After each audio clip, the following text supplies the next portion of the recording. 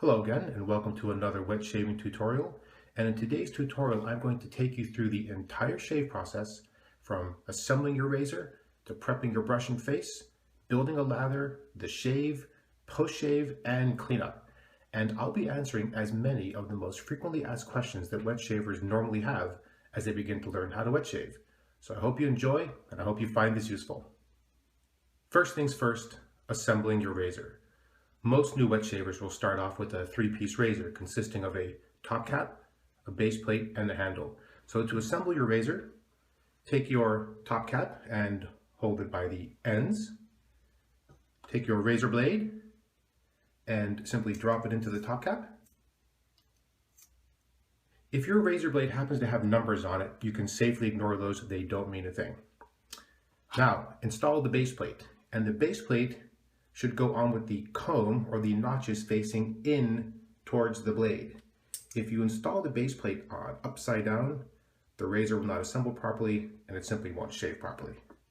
So once you have the base plate installed properly with the notches or comb facing in towards the blade, screw on your handle and make sure that your handle is on there good and tight. If at this point in that last little piece, if you're nervous about the razor slipping out of your fingers and cutting you, you can simply hold the razor head in a towel and make sure that you don't get cut.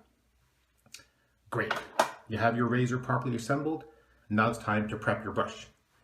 If you are using a badger hair brush or a synthetic brush, all you need to do is simply wet that brush thoroughly through in some warm water. If you are using a badger hair brush, if you are using a mixed hair brush, which is in this case Boar and Badger, or if you're using a horsehair brush, those brushes should be soaked for 5 or 10 minutes before use just to soften up the bristles.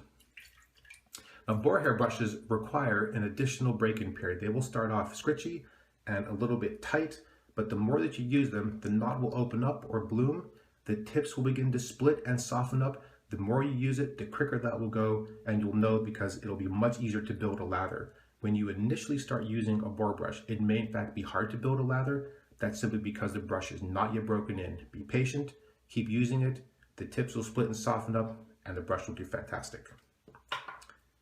There's one last thing about the brush. If you have a puck of hard soap in a tall, narrow mug, and you are trying to load soap onto your brush in that tall, narrow mug, it's actually very, very hard to do. The other piece about that is that this sound, which might be delightful to you, is annoying everyone else around you. So if you have a puck of hard soap in a tall, narrow mug, I would recommend that you move it to something wider and shallower so you can actually get in there and really load your brush with soap. All right, you have your razor assembled, you have your brushes prepped. Now it's time to prep your face.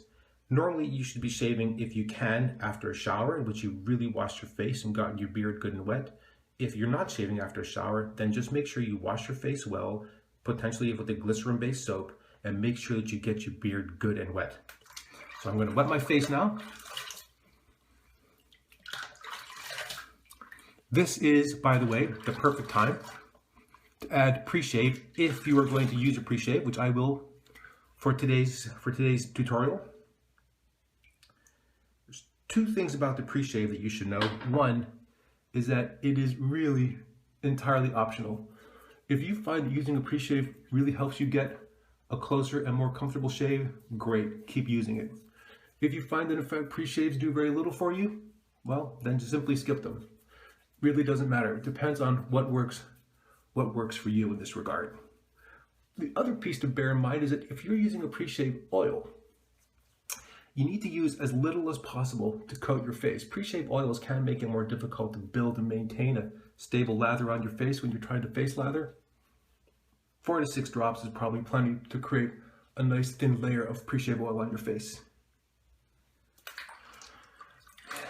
All right, well, you have your razor assembled, you have your brush properly prepped, you have your face prepped, including pre-shave if you're going to use it.